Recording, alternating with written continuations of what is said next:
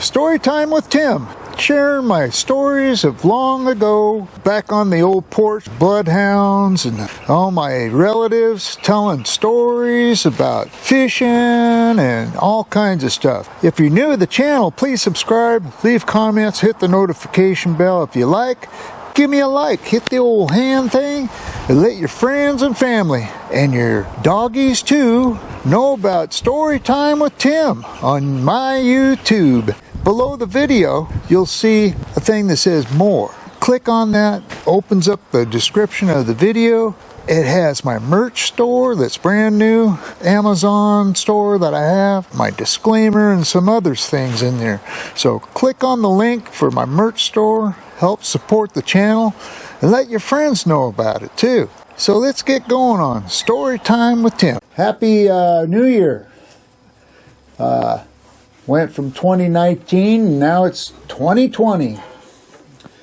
It's amazing. When I was young, thinking about what the year 2000 would be like, and I never even thought about 2020. You know, it's like, huh? What's that? You know? I'm glad I made it this far. I'll tell you the truth. And I'm sure a lot of you out there watching this that are my age are thinking the same thing. Just grateful to be here.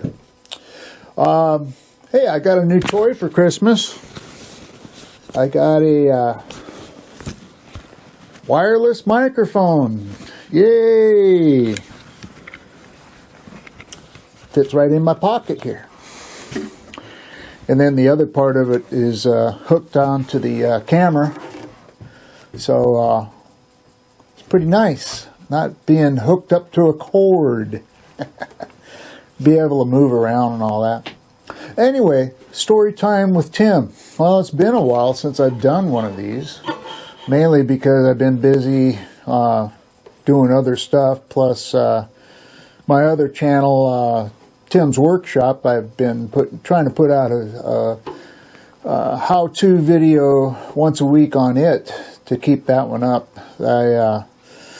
This is kind of my side project that I started about a year ago, and I have fun with it, telling old stories, you know. So anyway, to get right back to it again, since this is 2020, I'm going to start it off with a story about years ago going to Everett Colby and Golden Gardens, and everybody would go there and cruise with their hot rods or whatever they had, bathtub or whatever, but mostly nice cars. So, and some beaters, of course, anything that would run, but mostly good cars. Yeah. So I used to go up to Everett Colby, you know, with friends. Before I even got a license, I'd go up there with them in their car and just kind of cruise, you know. Car full of girls would pull up next to us. That was always fun, you know, and have fun there, and then, you know, get enough space in front of you where you could light up the tires, and, you know, without hitting anybody in front of you. So that was a blast back in those days, and the cops, they wouldn't bother us unless somebody was racing, you know. Then they'd get after them, but just for, you know, cruising, no big deal. It was just a good, you know, Friday, Saturday night thing. But years later, it got out of hand, and they, you know, now they got these signs up, $1,000 fine if you're caught cruising, and they put in these what do you call them, turn things, whatever, turntable, whatever, you know, roundabouts. Yeah. So now they got roundabouts, and that slows everybody down. All right, so things have really changed.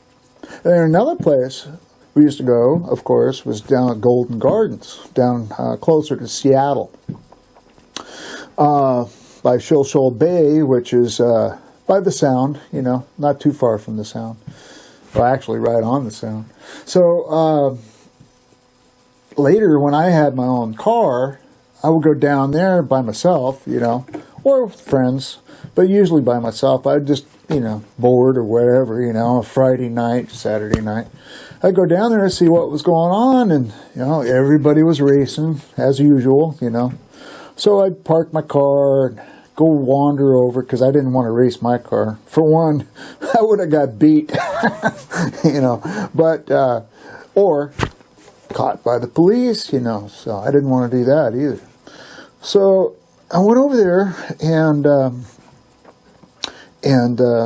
one night there was I wasn't there at this time, but somebody had a pickup truck down there one time, and people were in the back of the bed of the truck, and the truck started racing with all these people in the back. Everybody was drunk, and the thing flipped over, and a couple people were killed, and so the cops really cracked down on that place, and after that, but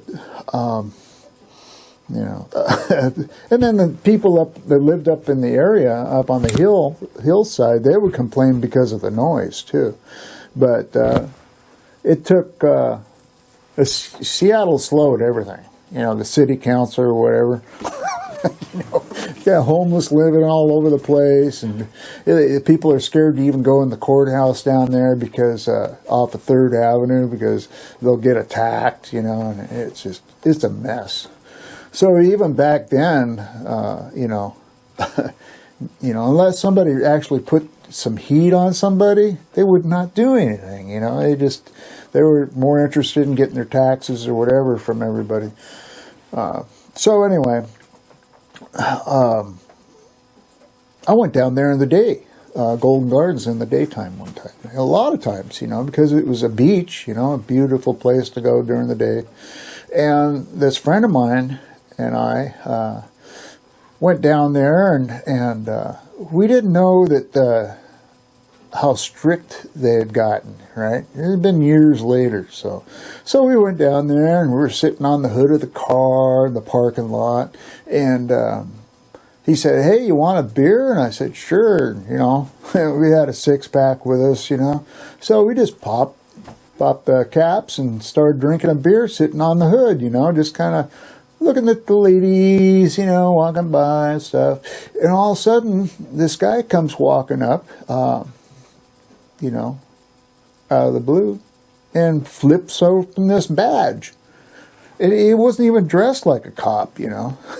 So he flips open a badge and said, "Hey, I'm going to have to write you guys up for drinking alcohol in public."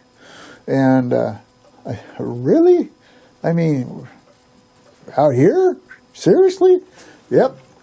Yeah, that's against the law to do that, you know. Oh, man. All right. So he wrote us a $50 ticket apiece. And we had to go pay it, you know. It's like, what the heck, you know. So I went, wow, this is getting strict, you know. And so went down there like a week, 2 later, and during the day, and some people were racing again. And I went, oh boy, these guys are really asking for it. And I noticed it was one of my friends racing his car. And I went, "Hey, Ralph, how you doing?" He goes, "Hey, I'm going to race my 442, you know, it's an automatic, right?" And he was going to race this guy. And so he gets in his car, and he power brakes it because it's not a stick. And power brakes it, revs it up really, really high, and drops that brake pedal, and you know, he's burning rubber, and the other guy, you know, he wanted to win the race, so he didn't burn rubber, he just took off, you know, and then speeded up. Well, Ralph, you know, by the time he quit burning rubber, you know, and the car took off, his car, the drive line fell right out of the car, right on the pavement. Heard this big clunk, you know. Oh, what the heck was that, you know? And the buddy I was standing with, he says, "Oh, Ralph dropped his drive line." Really? So we went running up, you know, And Ralph was cussing and swearing. Oh, man, he was really mad about that. And so we helped him push his car, you know, off into the parking lot and picked up his drive line and put it in the trunk, sticking out of the trunk. And here comes the cops, you know. Well, fortunately, we got Ralph out of there, so the cops were sitting there looking around trying to find out who was racing, because somebody up on the hill started complaining again, you know. It was like, so it just took the fun out of it, but it was fun while it lasted, that's for sure. Even up in Everett, the Colby Cruse, the post office, I don't even know if the post office is there anymore, but there was a parking lot in the post office where they had the trucks and all that. You could just, it wasn't a post office, it was a Greyhound bus station is what it was. And so we'd all pull in there and check out each other's vehicles. And this one guy had his hood popped up with dual quads, and beautiful car and all that. And we'd pull in there and just, you know, shoot the, you know what, for, you know. And then once everybody got, like a certain time, I think it was like 11 o'clock at night, everybody left Colby and went up to, it was, I think it was Dick's Drive-In. I think it was something else. It was some popular place, you know, for getting hamburgers and all that. It wasn't Herfy's. Maybe it was Herfy's. Yeah. Anyway, so, you know, everybody went up there and met.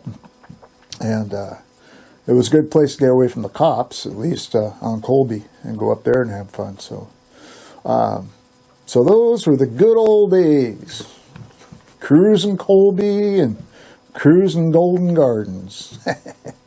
Yeah. Oh, and also during the races early, you know, in the 60s down there at Golden Gardens, there'd be some guy's girlfriend or whatever out there with a flag to start the guy's racing. But it was fairly straight. It was a nice little place to race, you know, but you have to be careful, you know, because people would pull out, you know, out of the parking lots and stuff, and yeah, it was dangerous. Yeah, it was dangerous.